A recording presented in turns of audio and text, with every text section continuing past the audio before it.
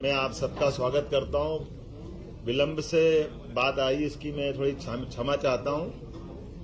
2, 3, 4 बड़े, वैसे तो हमने काफी निर्णय आज किए हैं इस कैबिनेट की बैठक में, जिसके माध्यम से दूरदृष्टि से, दूरगामी दृष्टि से स्टेट के लिए वो बड़े सबके लिए हित में भी रहेंगे। कुछ उल्लास के और अच्छे भी निर्णय हुए हैं, जैसे फूड सेफ्टी नियम लागू होने के बाद खुले में मांस या अंडे की दुकान चलाना, ये भारत सरकार ने भी इसमें दिशा निर्देश जारी किए हुए हैं। इस चीज को कड़ाई से लागू करने के लिए हमने कैबिनेट में इसके संबंध में तैयारी करने के लिए कहा है। और चूंकि इस दिशा में योग्य प्रकार से जन जागरण भी हो जाए और जिनको ये बिजनेस करना उनको उसके दायरे भी बता दिए जाए, कैसे करना है, क्या करना है, उनको भी इन सारी बातों के अवेयरनेस के साथ। लेकिन शासन के स्तर पर हमने निर्णय किया है कि ये चीजों को लेकर के जनता की सुरक्षा भी जरूरी है और जिनका व्यवसाय करना है या जिनको इसको खाद्य पदार्थ के उपयोग में लेना है, तो वो उनकी जान भी जोखिम में नहीं डाले। एक निर्णय हमने किया है कि हर जिले के अंदर युवाओं के लिए एक एक्सीलेंस कॉलेज बनाया जाए, जो सभी प्रकार की नई शिक्षा नीति के माध्यम से सभी कोर्स की वो पढ़ाई वहां हो सके। लगभग 52 कॉलेजों का चयन हम कर रहे हैं। अगले सत्र से ये सभी कॉलेज चालू करेंगे, जिसमें सभी प्रकार के कोर्स, अगर वो डिग्री है तो पीजी होंगे, बस की व्यवस्था होगी और प्रधानमंत्री एक्सीलेंस कॉलेज के नाम से उनको जाना जाएगा। एक निर्णय हमने किया कि ये जो डिग्री, मार्कशीट और ये सब डॉक्यूमेंट्स को अवेयरने के लिए बच्चे परेशान होते हैं, कई बार जाने आने के लिए सारी झंझटें होती है, कई बार नकली लोग बना लेते हैं, तो डिजी लॉकर चालू करा रहे हैं। हमारे सभी प्राइवेट यूनिवर्सिटी, सभी कॉलेजों में दस्तावेजीकरण के आधार पर हर एक कोई किसी को चेक भी कर सकेगा और उनका अपना दस्तावेज का वो सुरक्षित एक डाटा भी बनेगा। तो सरकारी 16 यूनिवर्सिटी, 52 प्राइवेट यूनिवर्सिटी, सभी में इसको लागू करने के संबंध में आज निर्णय किया है।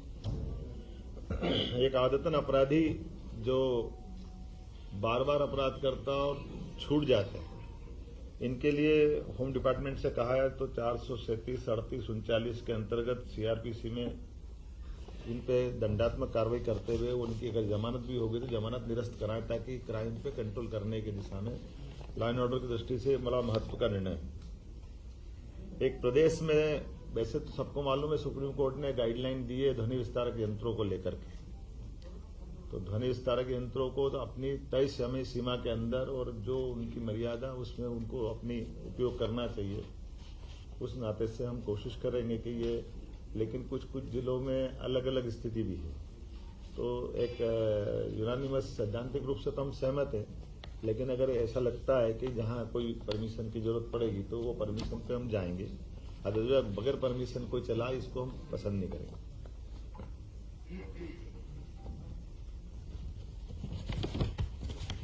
साइबर तहसील तेंदुपत्ता संग्रहण के लिए 3000 की प्रति बोरा की जो हमारी सीमा थी, अब उसको 4000 रुपये प्रति बोरा करने के आदेश इसको जारी करने के लिए बता दिया गया। एक साइबर तहसील का दायरा भी 1 जनवरी 2024 से कोई भी अपना दस्तावेज का पंजीकरण कराता, अर्थात रजिस्ट्री कराता, तो अलग से नामांतरण कराने के लिए जाए, वो परेशान हो, इसके बजाय जैसे रजिस्ट्रार ऑफिस में रजिस्ट्री कराएंगे उसी समय उसकी सारी प्रोसेस नामांतरण की भी हो जाए। तो ये एक सरलीकरण है जिसके माध्यम से एक ऑलरेडी दस्तावेज बन रहा है, तो बार बार अब विभागों में नहीं जाना चाहिए, ऐसी अपेक्षा है।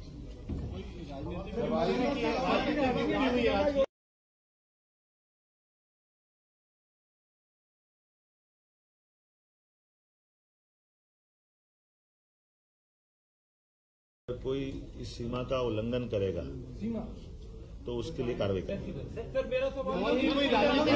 अभी विषय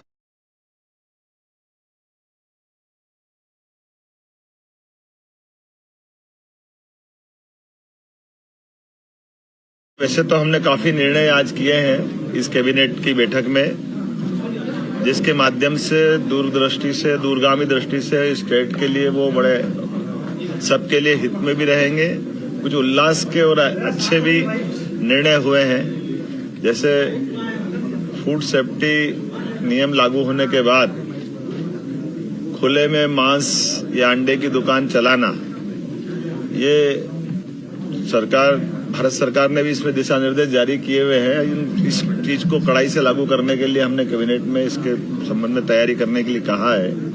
और चूंकि इस दिशा में योग्य प्रकार से जन जागरण भी हो जाए और जिनको ये बिजनेस करना उनको उसके दायरे भी बता दिए जाए, कैसे करना है, क्या करना है, उनको भी इन सारी बातों के अवेयरनेस के साथ। लेकिन शासन के स्तर पर हमने निर्णय किया है कि ये चीजों को लेकर के जनता की सुरक्षा भी जरूरी है और जिनका व्यवसाय करना है या जिनको इसको खाद्य पदार्थ के उपयोग में लेना है तो वो उनकी जान भी जोखिम में नहीं डालें।